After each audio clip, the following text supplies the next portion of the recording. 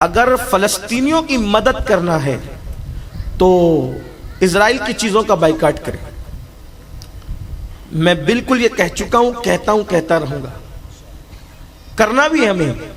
لیکن ایک بات آپ سے کہوں، اسرائیلی چیزوں کا بائیکاٹ کرو گے نا تو وہ معاشی طور پر کمزور ہوگا، ہمیں یہ بالکل کرنا ہے۔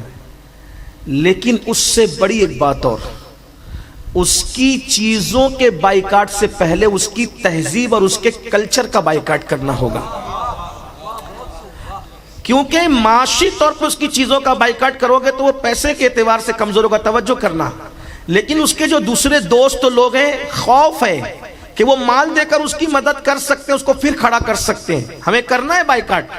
لیکن اس کی تہذیب کا اگر بائیکاٹ کرو گے تو جو وہ اسرائیل ایسے صفحے ہستی سے مٹ جائے گا جیسے عبارت لکھ کر کے بچے ربر سے مٹا دیتے ہیں، اس طرح مٹ جائے گا۔ اس کی تہذیب آپ لے کر چل رہے ہیں میرے بھائی، فلسطینیوں سے محبت ہے نا، فلسطینیوں سے آپ تہذیب لے کے چل رہے ہیں۔ داڑھی منڈانا کس کی تہذیب ہے؟ جھوٹ بولنا کس کی تہذیب ہے؟ پوچھو نا اللہ کے رسول سے۔ صحابہ نے پوچھا یا رسول اللہ کیا مومن جھوٹ بول سکتا ہے؟ آقا فرماتے ہیں مومن جھوٹ نہیں بول سکتا۔ تو جب مومن جھوٹ نہیں بول سکتا تو جھوٹ لائے کہاں سے آپ جھوٹ لائے کہاں سے؟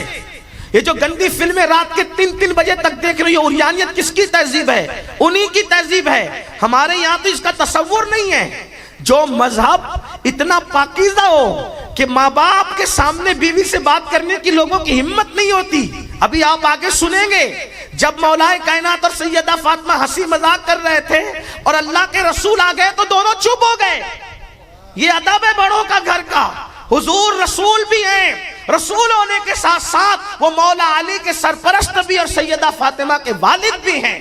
جہاں بحیثیت رسول تعظیم ہے، وہیں پر گھر کا سرپرست کی حیثیت سے بھی تو تعظیم ہے۔ اللہ اکبر۔ بڑی معذرت کے ساتھ یہ تہذیب ہمیں ختم کرنی ہوگی۔ اگر تمہاری بیٹیاں چڈی پہن کر کے انگریزی تعلیم حاصل کرنے جا رہی ہے تو یہ کس کی تہذیب ہے؟ یہودیوں کی تہذیب ہے۔ میں یہ نہیں کہتا بیٹیوں کو نہ پڑھاؤ، ہمارے علماء کرام جو ہے اس سے منع نہیں کرتے، ان سے میں جو ہے وہ روشنی لیتے ہوئے عرض کر رہا ہوں، پڑھاؤ لیکن اپنی تہذیب کے سانچے میں ڈال کے پڑھاؤ، سیدہ فاطمہ کی کنیز بنا کر کے پڑھاؤ۔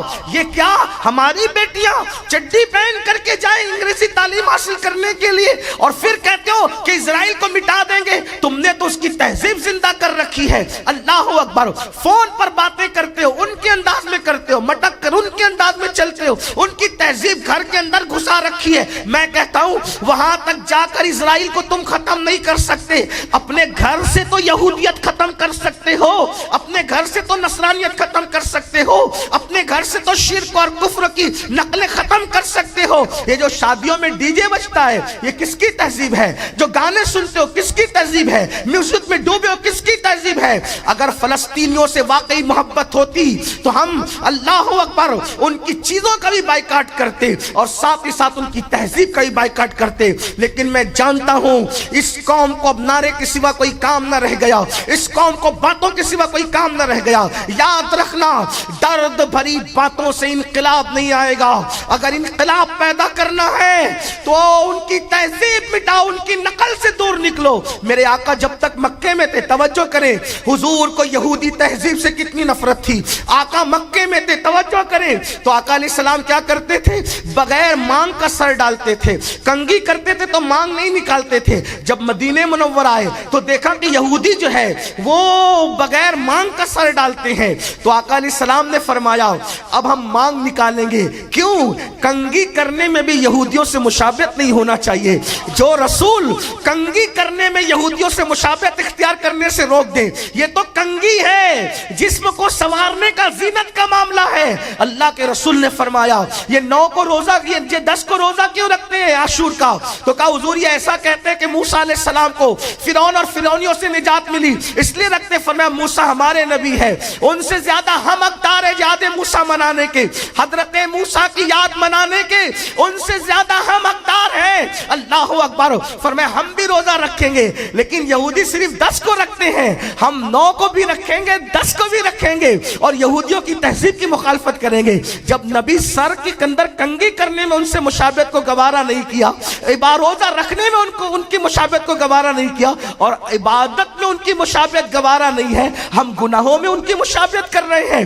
پھر اسرائیل نہیں جائے وہ چڑھے گا تو کیا ہوگا؟ اور ایک بات یاد رکھنا, بد دعا کے طور پہ نہیں بلکہ سچائی کے طور پہ کہہ رہا ہوں, اگر آج نہیں سدھرو گے نا, جو حال فلسطینیوں کا دیکھ رہے ہو اس سے بدتر تمہارا حال ہو سکتا ہے. اقبال نے 1 صدی پہلے کہا تھا, نہ سنبھلو گے تو مٹ جاؤ گے ہندی مسلمانوں, تمہاری داستان تک بھی نہ ہوگی داستانوں میں. فلمیں دیکھنے کے لیے گھنٹوں گھنٹوں پہلے جاتے ہیں, اور مسجد میں جمعہ کے دن بھی دوسری اذان کے وقت آتے ہیں. بہت معذرت چاہتا ہوں, اور ہم نے کیا سوچ رکھا ہے, ہم تو غلام ہیں نا اہل بیت کے, ہم جنت میں نہیں جائیں گے تو کون جائے گا؟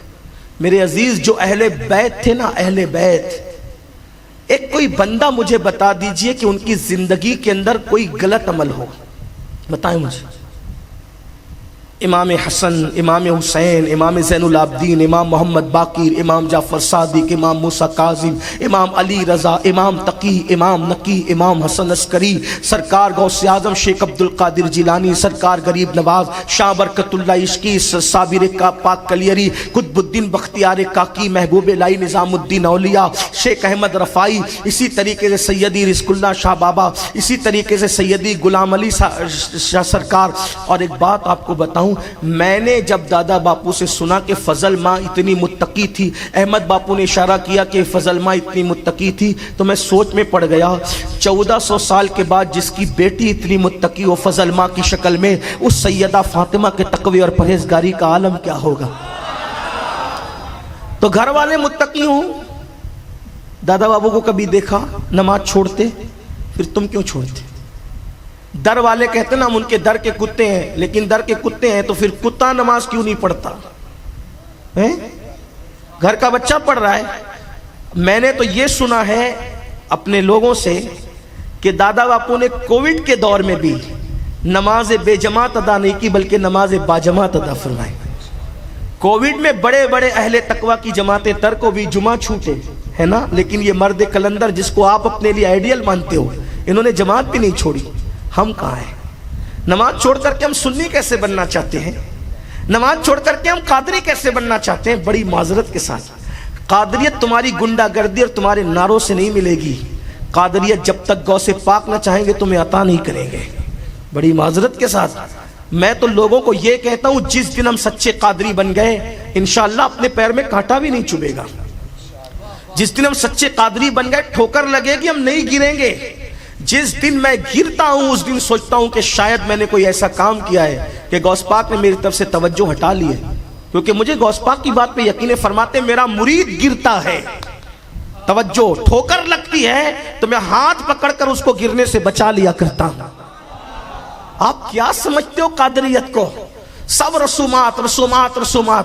آج فلسطینیوں کی مدد اتنی کر رہے ہو نا, صرف اتنی کہ وہ فوٹوز وائرل کر رہے ہو فیس بک پر, یوٹیوب پر, اور جو وہ واٹس ایپ پر, اتنی بہت بڑی خدمت کر رہے ہیں. میں کہتا ہوں اس سے کیا ہوگا؟ کوئی مدد ہوگی ان کی؟ اگر ان کی مدد کرنا ہے تو چونکہ ہم بھارتی ہیں, ہندوستانی ہیں, اور ہم اپنے مذہب کے جتنے وفادار ہیں, الحمدللہ ہمارے ملک سے ہمیں پیار ہے, تو فلسطین کی جنگ کی وجہ سے ہمیں اپنے ملک کے حالات خراب نہیں ہونے دینا ہے.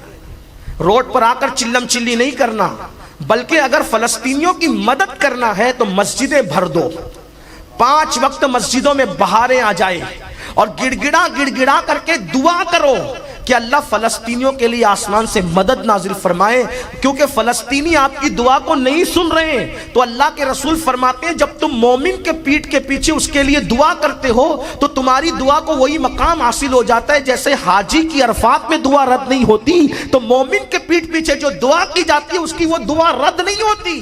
ہمارے گناہ نہیں دیکھے جائیں گے، ہماری دعا قبول ہوگی، اللہ کی مدد آئے گی، اللہ کی مدد اترے گی۔ اس لیے مسجدوں کو بھرو اور اسرائیل کی تباہی اور بربادی کے لیے دعا کرو، اللہ کی بارگاہ میں دشمن اور گنڈوں کی تباہی اور بربادی کے لیے دعا کرو، اور اپنے ملک کی چیزیں خریدو اور اسرائیل کی چیزیں نہ خریدو، دہشت گردوں کی چیزیں نہ خریدو، گنڈوں کی چیزیں نہ خریدو۔ ہمیں اپنے ملکوں کو بھی تو مضبوط کرنا ہے، اور یاد رکھنا جب ہم نے مضبوط کیا تبھی ملک کو مضبوط ہوا ہے۔ تاج محل سے ہم نے سجایا، لال قلعے سے ہم نے سجایا، بھول بھلیا سے ہم نے سجایا، یہ ہندوستان کو سونے کی چڑیا ہم نے بنایا۔ ہمیں پھر ملک کو مضبوط کرنا ہے، اس کا حصہ بننا ہے۔ یاد رکھنا، اس کی طرف توجہ